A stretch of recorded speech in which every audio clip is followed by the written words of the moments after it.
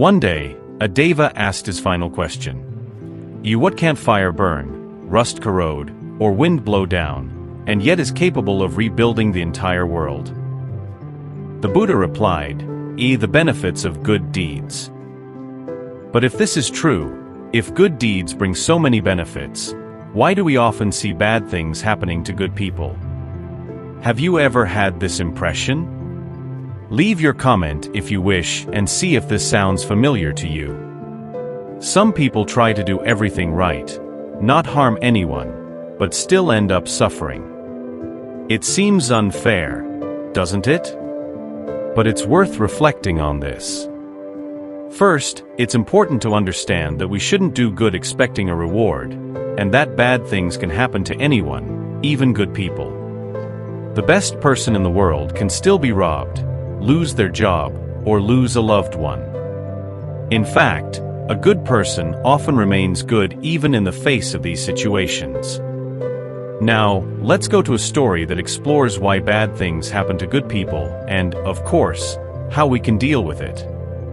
One day, Buddha was sitting with his disciples when the king of a nearby village approached and said, Master, since I became your follower, everyone is exploiting me, taking advantage of my kindness. Before following your teachings, people were afraid of me because I was extremely cruel and didn't hesitate to condemn someone to death. But after becoming your follower, I no longer feel the urge to punish anyone or get angry.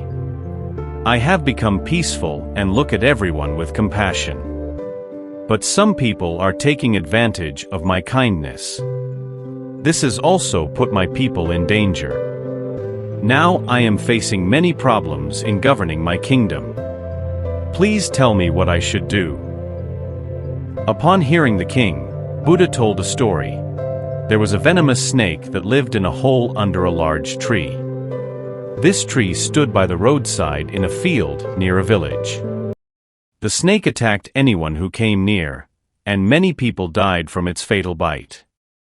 People were afraid to approach the tree because they feared the snake. One day, a monk passed through the village and saw that beautiful tree. He decided to meditate under its shade before moving on.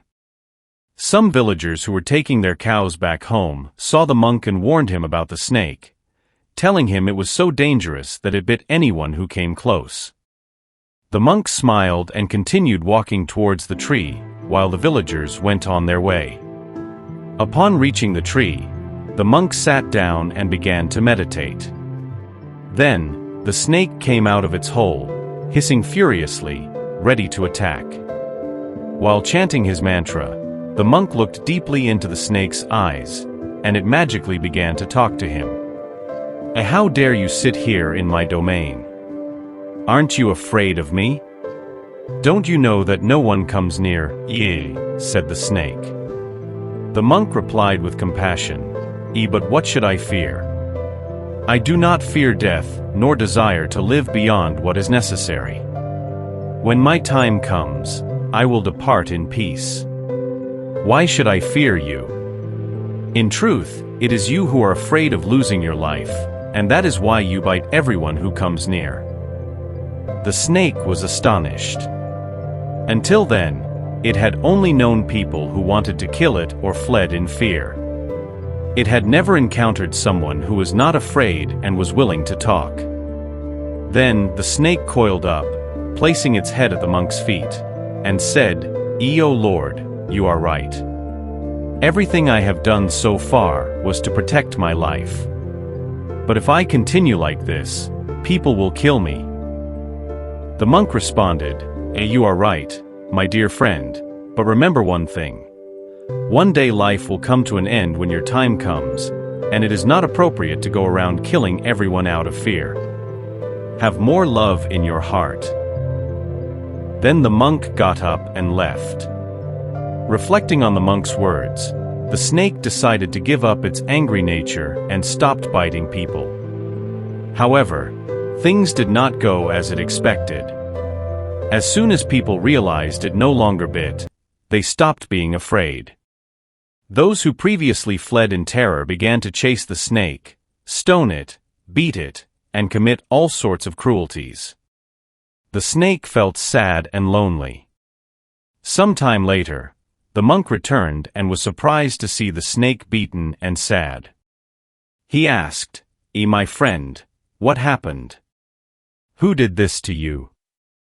The snake sighed and replied, ever since I followed your advice to abandon violence and stop biting people, everyone has been hurting me. Since I adopted a good and peaceful life, without wanting to hurt anyone, people no longer fear me. No one respects me.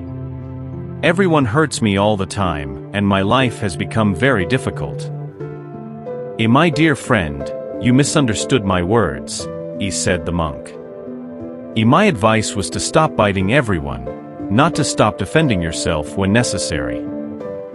After telling this story to the king, Buddha asked, what did you understand from this story?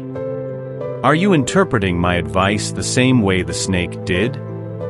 I told you to abandon your cruel nature, but not to give up your responsibilities.